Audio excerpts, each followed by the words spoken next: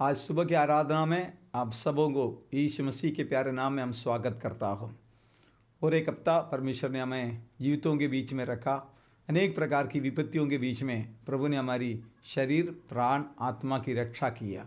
आज सलामत प्रभु की आराधना आप अपने घर में बैठकर करने के लिए प्रभु ने हमारे जीवन में जो सुंदर अवसर दिया, इसलिए मैं प्रभु को बहुत बहुत धन्यवाद करता हूँ। प्यारे परमेश्वर के लोगों, प्रभु की सुरक्षा हमारे ऊपर है। प्रभु की संभालने की ताकत हमारे सबके साथ होने के कारण आज तक हमें जय के उत्सव के साथ प्रभु चलाया। वो प्रभु, उसका नाम यहोवा यिरे है, वो हमारे लिए सब कुछ प्रबंध करने वाला।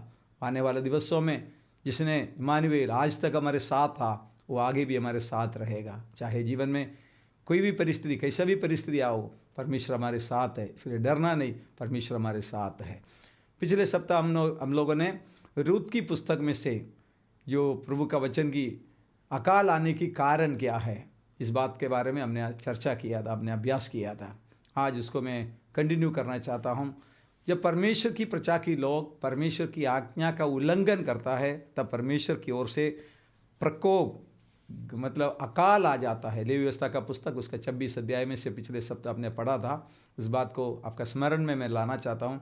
परमेश्वर व्यवस्था का परमेश्वर है, कानून को पालन करने वाला परमेश्वर। यहोवा जो हूँ मैं हो ही हूँ, वो बदलने वाला नहीं है। कई बार हम गलती करने के बाद परमेश्वर पर दोष लगाता है, परमेश्वर ऐसा क्यों किया है। परमेश्वर की नियम यही है, परमेश्वर के लोग परमेश्वर की व्यवस्था के अनुसार जब चलेगा, परमेश्वर की प्रतिज्ञा है, मैं आकाश में से समय समय पर हर ऋतु में तुम्हें मौसम अच्छा दिया जाएगा, बरसात दिया जाएगा, भूमि हरा भरा रहेगा। लेकिन परमेश्वर की आज्ञा का उल्लंघन करेगा तो आकाश को परमेश्वर पीतल जैसा, ये धरती को प्रभु लोहे जैसा बना दिया जाएगा। जिस धरती हमारे लिए अन्न उत्पन्न करना चाहिए, वो धरती हमारे लिए कठोर दुखाल का कारण बन जाएगा। कोई भी भोजन वस्तु नहीं मिलेगा। आज विश्व भर में इस बात आप देख सकता है। पाप जब बढ़ गया, परमेश्वर का प्रकोप आ गया। प्रकोप के कारण हर चीज़ भाव रोज बढ़ रहा है। आज दुनिया की चिल्लाने के शब्द यही है, रोज भाव बढ़ रहा है। भाव बढ़ना मतलब ये दुष्काल का आरंभ है। ये जो वस्तु मिलना चाहिए सफलता से, सुरक्षा से नहीं मिल रहा, इसलिए लोग परेशान हैं। कारण एक ही है, परमेश्वर की आज्ञा का उल्लंघन किया। जब दुष्काल जब आ गया, परमेश्वर के सामने नम्र होकर प्रार्थना करना चाहिए था। परमेश्वर का जन प्रभु से प्रार्थना करेगा, प्रार्थना स्वर्ग में पहुंच जाएगा। परमेश्वर की प्रतिज्ञा है, तुम नम्र होकर मुझे प्रार्थना करेगा, मैं स्वर्ग में से तुम्हारी प्रार्थना सुनकर तुम्हारा देश को चंगा करूंगा। मतलब तुम्हारा धरती को, तुम्हारी भूमि को, तुम्हारा खेती को आशीषित किया जाएगा। लेकिन एलीमेलेक और उसका कुटुंब प्रार्थना करके परमेश्वर के सामने नम्र होने के बदले अपनी उपाय ढूंढा, अपनी रास्ता ढूंढा, मोआब देश की ओर चले गया। मैंने आपको बताया, मोआब देश परमेश्वर को ना मानने वाला लोग, अविश्वासियों के साथ समान, अन्य जाति लोगों के समान, उनके बीच में जाकर जीने के लिए, कमाने के लिए मोआब की ओर चले गया। जिसे मैंने बताया, मोआब खेमेश देव की आराधना करने वाला लोग, गलत देवी देवताओं की आराधना करने वाला लोग है, उनके बीच में चले गया। उनके बीच में चले गया, यूं नहीं, धीरे धीरे उनके समान बनने लगे। परिणाम, एलीमेलेक मर गया, उनका पहला बेटा महिलोन मर गया, किल्योन मर गया। परिवार में इतना सन्नाटा छाया गया। कई बार हमारे जीवन में मुसीबत आता है, सन्नाटा छाया जाता है, हम प्रभु को दोष लगाता है, प्रभु ने मेरे सामने ऐसा क्यों किया। परमेश्वर से पहले हमें अपनी व्यवस्था दिया गया है। परमेश्वर की व्यवस्था में रात दिन चलना है, ये परमेश्वर की आदेश है। आप ये सारे मुसीबत आ गया। एक परिवार में 3 विधवाएं, आपको मैंने बताया, एलीमेलेक और कुटुंब मोआब में आया। मोआब में आकर मोआबी लड़कियों से अपने लड़कों का शादी करा दिया। नवोमी, उनके जीवन में जब तकलीफ आ गया, अपनी पति गुजर गया, नवोमी को भला लगता था वापस अपने देश में अपने बेटों के साथ चले जाना चाहिए था, ताकि उनको मालूम है जिस देश में रह रहा है उधर के लोग परमेश्वर का भय नहीं मानता है, परमेश्वर की मार्ग पर नहीं चलता है। मेरा बेटा लोग गलती से उनमें से किसी से शादी करेगा, वो मेरा घर का क्या स्थिति हो जाएगा। लेकिन नवोमी, उनके जीवन में परमेश्वर की ओर से टपका, एक चेतावनी आया, उसने स्वीकार नहीं किया। बोला कोई बात नहीं, बच्चों ने बोला होगा मम्मी कोई बात नहीं, हम लोग रहेंगे इधर, इधर अच्छी कमाई है, इधर पैसा कमाने का अच्छी सुविधा है, हम लोग गांव में जाकर क्या करेंगे, बैतलहम रोटी के भवन में अकाल है, अकाल में से बचने के लिए आया, ऐसे निराश होकर पराजित होकर कैसे जाएंगे, मम्मी हम लोग इधर रहेंगे कर कर शायद बेटाओं ने बोला होगा। नवोमी धीरे धीरे एक एक बातों को मानकर मोवाब में स्थायी हो गई, मोवाब में रहने लग गया। बाद में क्या हो गया, दोनों बेटों ने मोवाबी स्त्रियों को ब्याह कर दिया, मोवाबी रीति रिवाज अपने घर में आया। देखिए धीरे धीरे विश्वासी परिवार में दुनिया आ जाता है, अन्य देवी देवताएं आ जाता है, गलत आराधनाएं आ जाता है। कभी भी गलती को अब आंख बंद कर दिया जाएगा, जाने दो, नहीं करना। गलती के सामने युद्ध करना पड़ेगा। गलती हमें पाप मरण की ओर ले जाता है, विनाश की ओर ले जाता है, नरक की ओर ले जाता है। उसमें से लौट आने के लिए एक ही रास्ता है। प्रभु कहता है लौट आओ, उनकी पाप में से लौट आओ, उनकी अधर्म में से लौट आओ, उनकी गलत आदतों में से लौट आओ। परमेश्वर चेतावनी देता है। कई बार मनुष्य परमेश्वर की चेतावनी को अनदेखी करता है और अनसुनी करता है। कोई बात नहीं, हम लोग कैसे भी करके मेहनत करके जिएंगे, हम लोग कैसे भी करके सामना करेंगे। अपने पर भरोसा रखता है। जिस मनुष्य परमेश्वर पर भरोसा रखना चाहिए वो मनुष्य अपने पर भरोसा रखकर हम सामना करेंगे, हम जिएंगे कर कर आगे बढ़ने लग जाता है। लेकिन एकदम विपत्ति संकट आ गया, फिर क्या होता है, हम परमेश्वर को दोष लगाने लगता है। प्यारो, जीवन में कोई भी परिस्थिति आपके जीवन में आएगा, आप परमेश्वर का दोष मत लगाना। परमेश्वर आपको व्यवस्था दिया है, परमेश्वर अपना वचन आपको दिया है। मेरा और आपका कर्तव्य परमेश्वर के आदेश को पालन करना है। और परमेश्वर के आदेश का उल्लंघन करने के बाद, परमेश्वर की दंड आपके ऊपर आने के बाद हम बोलेंगे परमेश्वर पर दोष लगाना, ये हमारे लिए सबसे, परमेश्वर को सबसे हमारा पर नफरत लगाने वाला काम हुई है। कभी भी परमेश्वर को दोष नहीं लगाइए। उसके जीवन में ऐसा कर दिया परमेश्वर, इसके जीवन में ऐसा कर दिया, मेरे जीवन में ऐसा क्यों कर दिया, ये मत पूछिए। कोई भी चेतावनी जीवन में आता है, परमेश्वर के सामने नम्र होकर समस्या की निवारण के लिए प्रार्थना में आ जाइए, उपवास करिए, प्रभु की मुंह शोधिए। परमेश्वर उत्तर देने वाला परमेश्वर, गलतियों को माफ करने वाला परमेश्वर। लेकिन कब, जब हम लौट के आ जाएगा। जब तक परमेश्वर के सन्मुख हम लौट कर नहीं आएगा, तब तक परमेश्वर की आशीष हमारे जीवन में नहीं मिलेगा। मैं एक वचन आपके सामने लाना चाहता हूं, प्रकाशित वाक्य का पुस्तक उसका 2 अध्याय उसका 5 वचन आप पढ़ के देखिए। परमेश्वर हमसे क्या कहता है, प्रभु कलीसिया से क्या कहता हो। आज सूरत की कलीसिया, दुनिया भर की, सारे दुनिया की कलीसियाओं से यीशु मसीह क्या कहता है, प्रभु का वचन आप सुनिए। इसीलिए स्मरण कर कि तू कहां से गिरा है और मन फिरा और पहले के समान काम कर। तो जहां कहां से गिरा है, इंसान के जीवन में जो गिराहट परमेश्वर से दूर किया जाता है।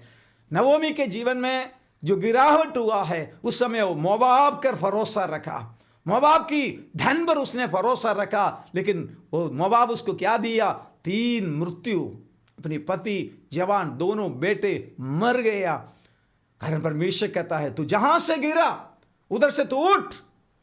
हम लोग कई बार क्या करता है, जहां गिरा है उधर ही वापस गिरने के लिए कोशिश कर, उधर ही पड़ा रहने की कोशिश करता है, उठने की कोशिश नहीं करता है।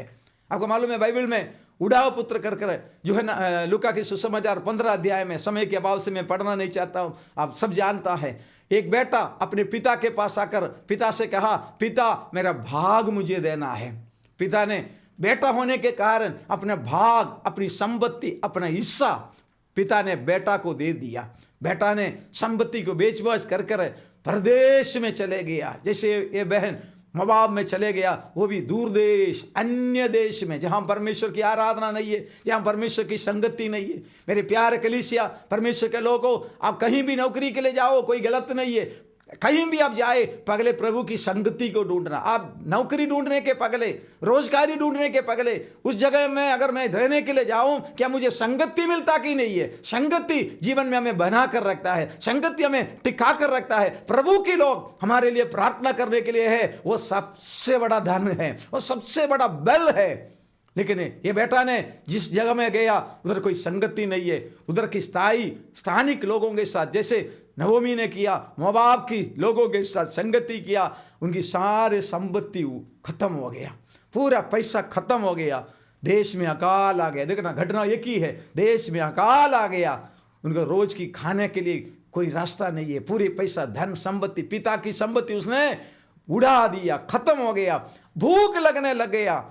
जब उस समय देश की धनवानों के पास गया, धनवानों ने उसको काम दिया सूअरों को चराने का काम। दुनिया आपको जो देगा आखिर में यही देगा। दुनिया के पीछे प्रभु को छोड़कर दुनिया की मोह विलासों के पीछे चले जाने वाला हर एक व्यक्ति से प्रभु के वचन से मैं कहना चाहता हूं, आखिरी में सूअरों की खाना खाना पड़ेगा। आज भी कितने इंसान सूअर भी नहीं खाता है, इतनी गंदगी, इतनी बुरी बुरी शराब पीकर परिवार खत्म हो रहा है। भाई बहन अब क्या खाना खा रहा है, अब खुराक नहीं खा रहा है, अब सूअरों की खाना खा रहा है। उधर लिखा गया है आखिरी में वो होश में आ गया, वो अपने आप में आ गया, अपने विचारों में लौट आया, उस जगह से उठा और मन में एक निर्णय लिया, मैं मेरा पिता के घर वापस जा रहा है। हे मुझे सुनने वाला मेरा तमाम प्रियो, आज प्रभु के वचन से मैं आपको कहना चाहता हूं, अगर आप प्रभु से दूर हो गया, संगति से दूर होगा, आत्मिकता से दूर हो गया, जिस पाप में आप गिरा है उधर से उठ। वही ये प्रकाशित वाक्य में प्रभु ने कलीसिया से कहा हुआ वचन, जहां से तू गिरा है उधर से तू उठ। मात्र उठना नहीं, पहला का काम कर। पहला जो काम करता था, पहला जो संगति में था, पहला जो जीवन में था, पहला जो अनुभव में था, उसमें लौट आओ, बेथलेहेम लौट आओ। लेकिन नवोमी ने उस समय क्या कहा, उसका पहला अध्याय, रुत के पुस्तक उसका पहला अध्याय 13 वचन से पढ़ते समय नवोमी ने क्या कहा। नवोमी परमेश्वर को डायरेक्ट दोष लगाना शुरू कर दे, जैसे मैं और आप करता, दुनिया इंसान करता। इंसान का स्वभाव कुछ भी जीवन में जो नहीं होना है हो जाता है, सीधा परमेश्वर पर दोष लगाता है। सुनिए नवोमी ने क्या कहा। हे मेरी बेटियों, ऐसा ना हो, क्योंकि मेरा दुख तुम्हारे दुख से बहुत बढ़कर है। मेरा दुख तुम्हारा दुखों से बहुत बढ़कर है। अपनी बहुओं को, बेटियों मेरा दुख तो असहनीय है, क्यों मुझ पर दुख आ गया। नवोमी खुद कहती है, सुनिए, देखो यहोवा का हाथ मेरे विरुद्ध उठा है। देखो यहोवा का हाथ मेरा विरुद्ध उठा है। परमेश्वर का हाथ का दो स्वभाव है। जो सच्चा दिल से परमेश्वर की खोज करेगा, परमेश्वर की खोज ही रहेगा, परमेश्वर का हाथ उनके लिए अनुकूल में हो जाता है। अगर परमेश्वर के विरोध में जाएगा, उस व्यक्ति के लिए, उस परिवार के लिए, उस समाज के लिए, उस कलीसिया के लिए परमेश्वर का हाथ भारी पड़ जाएगा। आज मुझे सुनने वालों, मैं आपको डराने के लिए नहीं बोल रहा, परमेश्वर का भय मानने के लिए, परमेश्वर की मार्ग पर चलने के लिए, प्रभु का दास होने के नाते मैं आपको अनुरोध कर रहा है। परमेश्वर की हाथ हमारे लिए अनुकूल में होने के लिए हम परमेश्वर की मार्ग पर चलना चाहिए। लेकिन कई बार हम परमेश्वर की मार्ग को छोड़कर, परमेश्वर की लोगों को छोड़कर, परमेश्वर की संगति को छोड़कर नवोमी के समान मोवाब में चले गया। मोवाब आपके लिए आशीष का जगह नहीं है, क्योंकि उधर प्रभु की संगति नहीं है। इसलिए मैंने बताया, जीवन में पहला स्थान उठे, जीवन में पहला स्थान प्रभु को दे दिए, प्रभु के लोगों के साथ संगति करिए। जो व्यक्ति को संगति नहीं है, जो पानी बगैर का मछली के समान है। जैसे मछली को जीना है पानी चाहिए, एक विश्वासी को दुनिया में जीना है प्रभु के लोगों के साथ संगति चाहिए, परमेश्वर के साथ संगति चाहिए, वचन की संगति चाहिए। वचन की संगति जिनके पास नहीं है, वो विश्वास में टिकना बहुत कठिन होता है।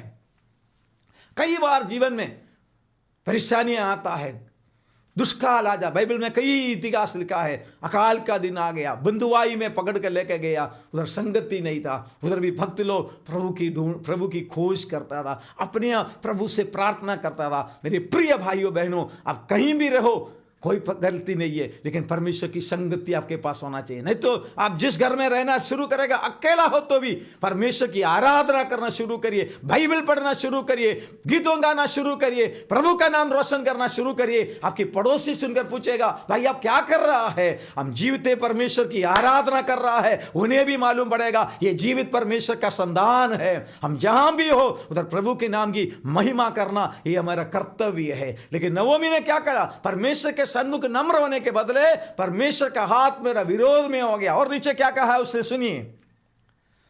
तब वह फिर उठी और ओर्पा ने तो अपनी सास को चूमा, परंतु रूत उससे अलग ना हुई। देख, दो बहू है, एक ओर्पा रो रो कर, मम्मी मैं आपको कैसे छोड़ूंगी, आप इतना प्यारी है कर आखिरी में वो अपनी देश की, अपनी माँ की घर की ओर, और एक शब्द अपनी देवी देवताओं की ओर चले गई।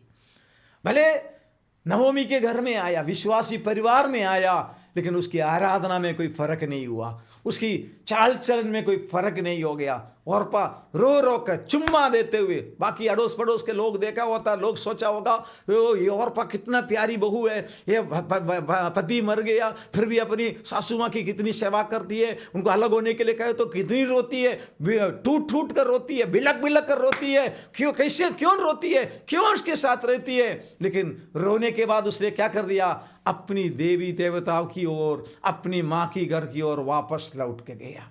लेकिन दूसरे एक बहू उधर है, उसने क्या कहा, उसका कहते डिसीशन, उसको कहते निर्णय। उसने एक निर्णय लिया।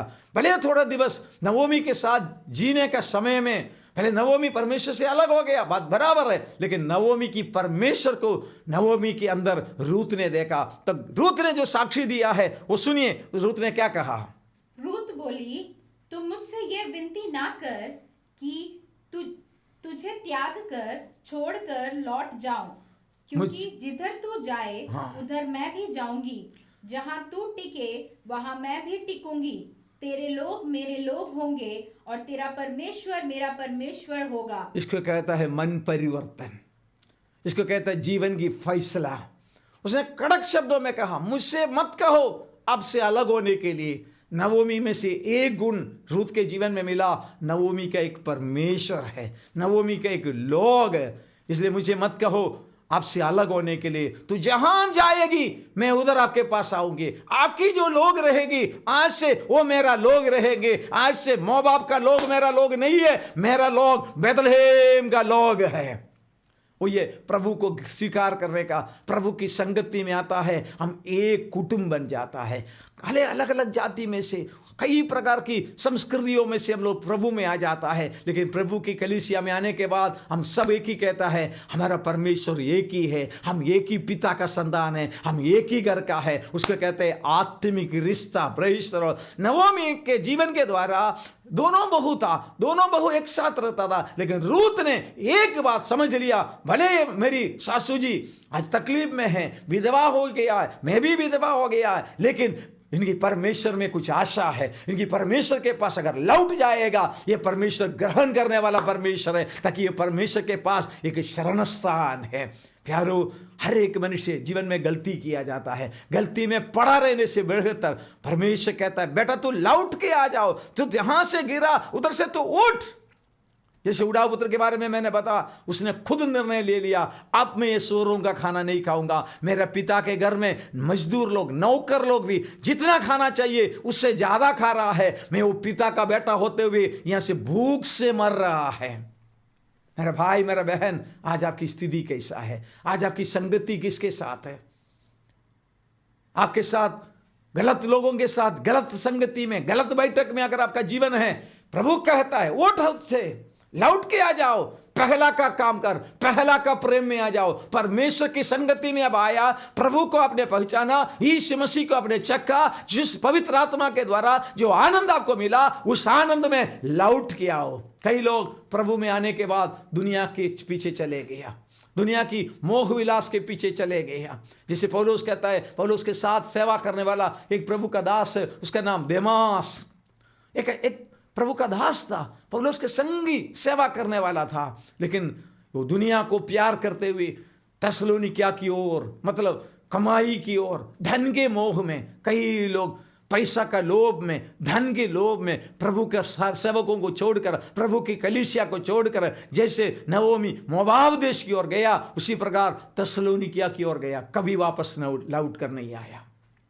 जीवन में ऐसा ना होने के लिए आज सुबह की आराधना में मैं परमेश्वर का वचन देते हुए, रूत ने जैसा निर्णय लिया उसी प्रकार के निर्णय लिए मैं नवोमी, आप जहां, क्योंकि नवोमी ने निर्णय लिया, क्या निर्णय लिया? मैं लौटना चाहती है। आज अगर आप प्रभु की संगति से दूर हो गया, प्रभु की संगति को हल्का समझा, अब प्रभु को अब जीवन में दूसरा स्थान दिया, हाँ भाई मेरा बहन आप गिरे हुए हैं, प्रभु कहते उठ, उधर से उठकर लौट कर प्रभु को प्रथम स्थान दो। आदि में परमेश्वर, परमेश्वर का आपका आदि बनाइए। दिन की आदि परमेश्वर के हाथ में दे दिए, जीवन की आदि परमेश्वर के हाथ में दे दिए, जो कुछ परिस्थिति है आप आदि प्रभु को दे दिए। परमेश्वर सब कुछ कंट्रोल करने वाला है। आपकी असंभव को वो संभव में बनाने वाला परमेश्वर है, आपकी असाध्यता को साध्यता में बदलने वाला परमेश्वर है, क्योंकि वो परमेश्वर है, वो सर्वशक्तिमान है। आज सुबह की आराधना में मैं परमेश्वर के वचन से आपको ये उपदेश देकर कह रहा है, आपको खुद को उठना पड़ेगा। कई बार परमेश्वर आकर मुझे उठाएगा तो नहीं, परमेश्वर कहते तुम्हें गिरा है, तुम पाप में गया, तुमको लौट के आना पड़ेगा। Praise the Lord. परमेश्वर की सन्मुख नवोमी ने लौट के आने की निर्णय लिया, रूत भी उसके साथ। रूत नवोमी के लोगों को, नवोमी का परमेश्वर रूत का परमेश्वर बन गया, नवोमी के लोग रूत का लोग बन गया। नवोमी जहां रहेगी मैं भी उधर रहूंगी। मरण के सिवा, मृत्यु सिवा हम अलग होने की सवाल नहीं है, उसको कहते हैं डिसीजन। आत्मिक जीवन परिस्थिति के अनुसार जीने वाला नहीं है, हवा के अनुसार बहने वाला जीवन नहीं है। चाहे तूफान हो, चाहे आंधी हो, उसके सामना खिलाफ में चलने वाला विश्वास, दुनिया की बहाव में जाने वाला जीवन नहीं है विश्वास का जीवन। कुछ भी हो, चंद्रक में से कबींद्र को आपको मालूम है, राजा ने बोला, राजा ने खड़ा किया हुआ मूर्ति की अगर दंडवत ना करेगा तो धधकते हुए आग की भट्टी में डाल दिया जाएगा। क्या भक्त लोग डर के मारे क्या मूर्ति की दंडवत किया? राजा उसमें जवाब देने के लिए हमारी जरूरी नहीं है। यदि हमारा परमेश्वर ये आग की भट्टी में से हमें नहीं बचाएगा तो भी राजा हम तेरी मूर्ति की दंडवत नहीं करेगा। उसका नाम है डिसीजन, निर्णय। आप अपना निर्णय प्रभु के सामने लाइए। तब परमेश्वर को क्या करना पड़ा?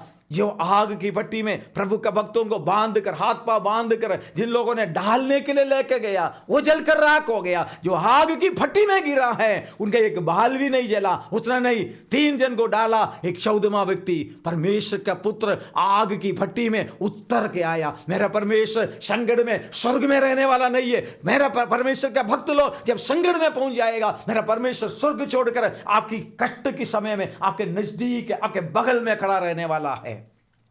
अगर परमेश्वर हमारे साथ है, दुनिया का कोई भी ताकत हमारा कुछ भी नहीं बिगाड़ सकता है। इसलिए मेरे प्रिय भाइयों, मेरे बहनों, हमें परमेश्वर के सन्मुख जहां से गलती हो गया वो गलती से उठना है। वो गलती में दोहराना मत, उस गलती में पड़े मत रहना, और आपका नुकसान हो जाएगा और आपका जीवन बर्बाद हो जाएगा। अपने आप को निर्णय करना है, मुझे उठना है, मेरा परमेश्वर का घर जाना है, मुझे परमेश्वर मुझे बुला रहा है। प्रभु आज भी बुला रहा, अब भी आपको बुला रहा है, बेटा उठ तुम, बेटी उठ तुम, आओ मेरे पास। यीशु के पास आएगा आपको रोशनी मिल जाएगा, यीशु के पास आएगा आपको जिंदगी मिल जाएगा, यीशु के पास आएगा आपका ना इलाज वाला बीमारी चंगे हो जाएगा। मैं गारंटी आपको बता रहा है, क्योंकि यीशु मनुष्य नहीं है, वो देवाधिदेव है। आज भी आपके जीवन में पराक्रम करने वाला, अद्भुत काम करने वाला यीशु आपको बुला रहा है। प्रभु कहता है जहां से तू गिरा है उधर से तू उठना है। उठने का काम हमें खुद को करना है। खुद उठकर प्रभु के पंग तले शरण लेना है। रूत के जीवन में, रूत जब वापस आया,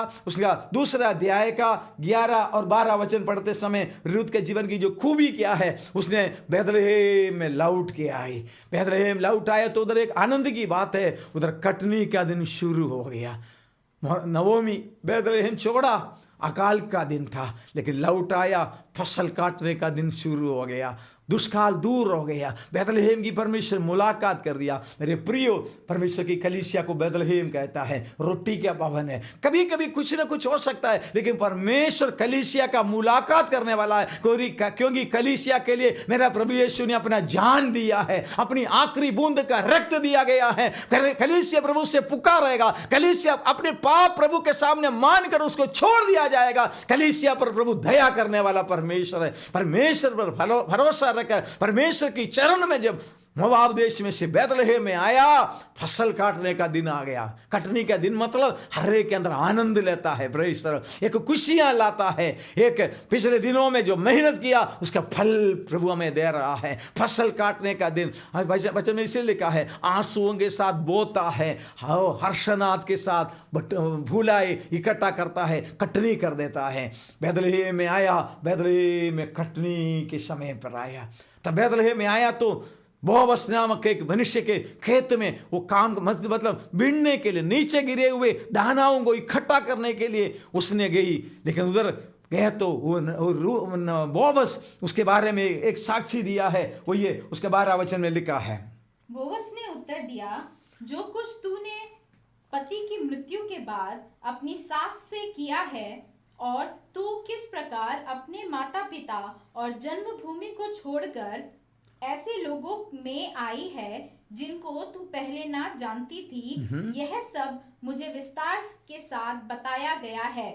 यहोवा तेरे कार्य का फल दे, यहोवा तेरा कार्य का तुझे फल दे। मुझे सुनने वालों, जिसका नाम यहोवा, वो आकाश और पृथ्वी का कर्ता, वो तुम्हारा हर कार्य का फल देने वाला। और एक शब्द और है, और इज़राइल का परमेश्वर यहोवा, जिसके पंखों तले तू शरण लेने आई है, हालेलुया, तुझे पूरा बदला दे। तू शरण लेने के लिए आया, मनुष्य पर नहीं, धनवान पर नहीं, तुम्हारा सासू पर नहीं, लोगों पर नहीं, इस्राएल का परमेश्वर यहोवा की पंख तले शरण लेने के लिए आया। यहोवा तुझे पूरा का पूरा प्रतिफल और बदला देगा, तुम आशीषित हो जाएगा। इसलिए जब विपत्ति जीवन में आया, उसने प्रभु की लोगों के बीच में आया, प्रभु की संगति में आया, परमेश्वर की अनुग्रह के तले वो आ गया। इसलिए बोअज कहती है, तू मनुष्य पर भरोसा रखकर नहीं गया, कोई प्रधानों के पीछे तू नहीं गया, इस्राएल का परमेश्वर यहोवा की पंख तले तूने शरण लिया है। Praise the Lord. मेरे प्यारे भाइयों मेरा बहनों, आप किस पर भरोसा रख रहा है, किसके ऊपर आप शरण कर रहा है? नौकरी शायद कल चले जा सकता है, तंदुरुस्ती कल बीमारी आ सकता है, धन लूटा सकता है, लेकिन भरोसा करने के लिए दुनिया में, आकाश के नीचे, धरती के ऊपर एकमात्र जगह है, मेरा प्रभु के पंख तले। Praise the. प्रभु ने कहा, जैसे मुर्गी अपने बच्चों को अपने पंखों तले छुपाते हैं, वैसा तुझे छुपाने के लिए मैं तैयार है।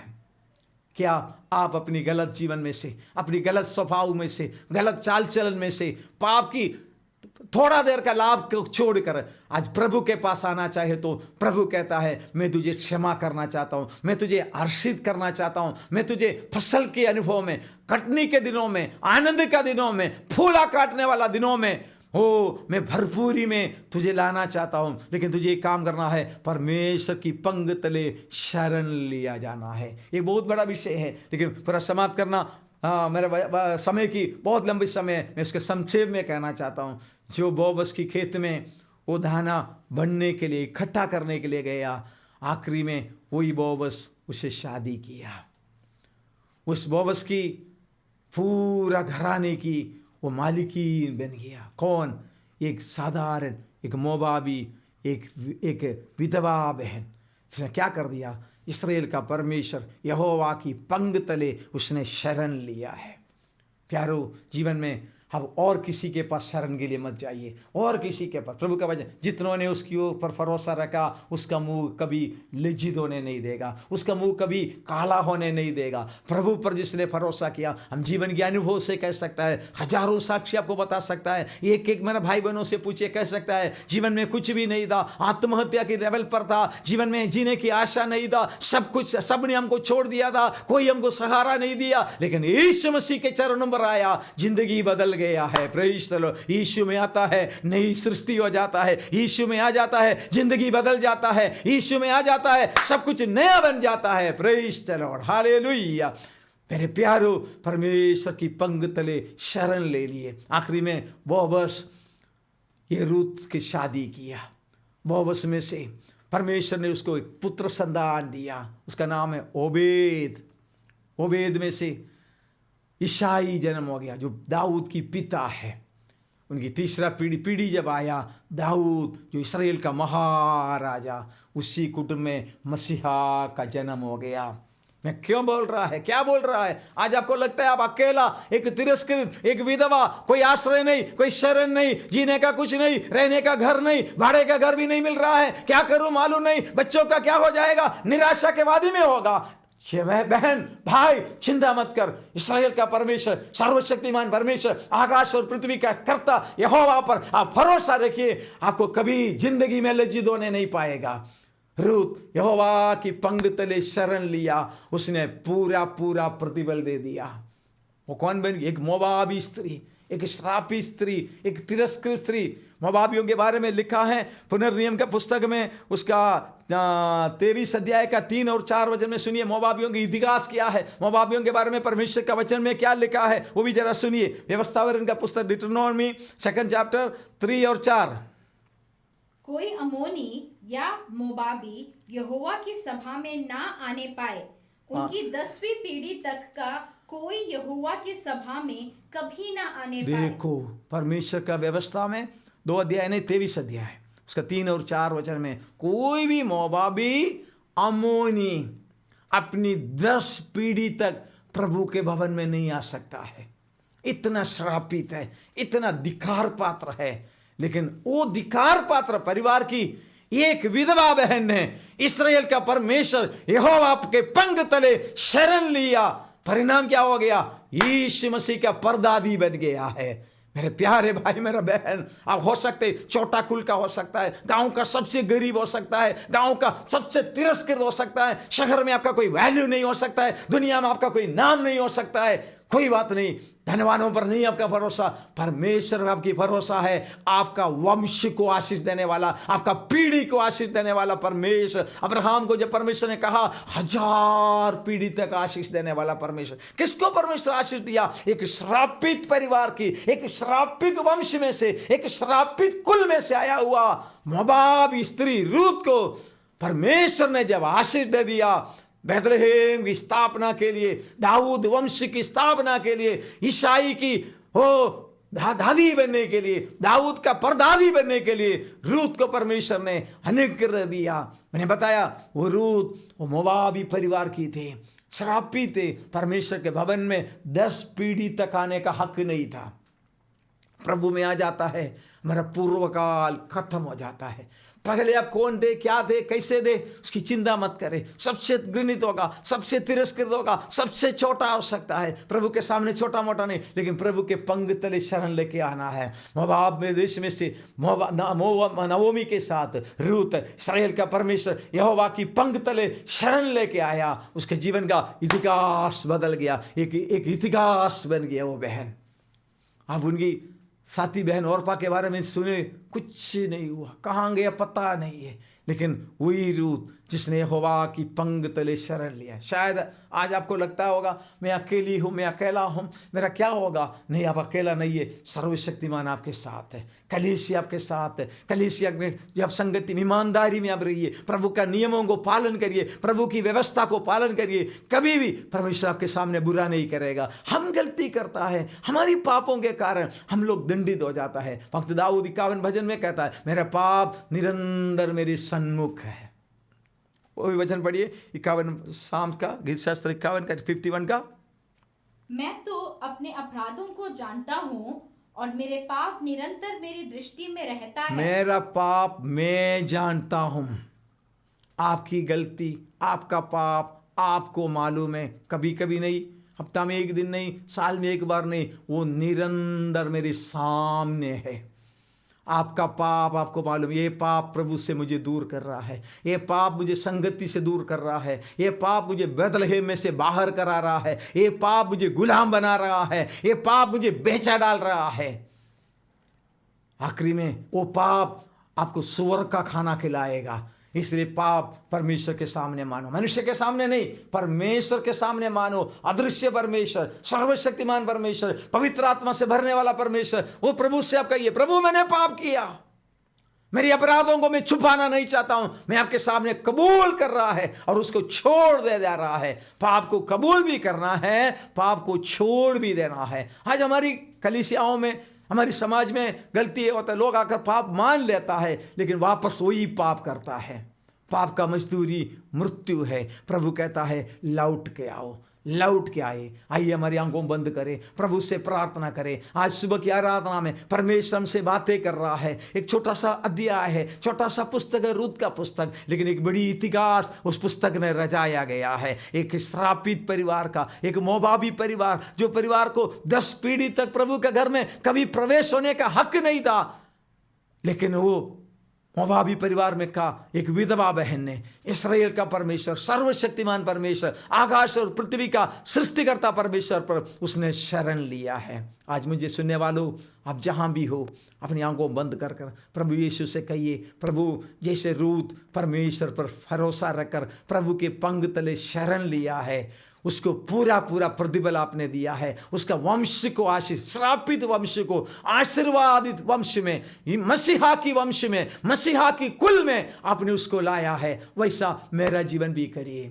आपका भी नाम जीवन की पुस्तक में लिखा जाएगा। प्यारे प्रभु जी, आज मुझे सुनने वाला मेरा तमाम भाई बहनों का नाम जीवन की पुस्तक में लिखना चाहिए। वो मनुष्य नहीं करते, प्रभु आप खुद करता है। प्रभु जी, पाप के दासत्व में से वो बेचा गया कोई भी व्यक्ति हो, पाप में बिखरे हुए कोई व्यक्ति हो, पाप में बेचे हुए कोई व्यक्ति हो, आज पछताव करके लौट आने में हर एक व्यक्ति के जीवन में प्रभु जी आप कार्य कर।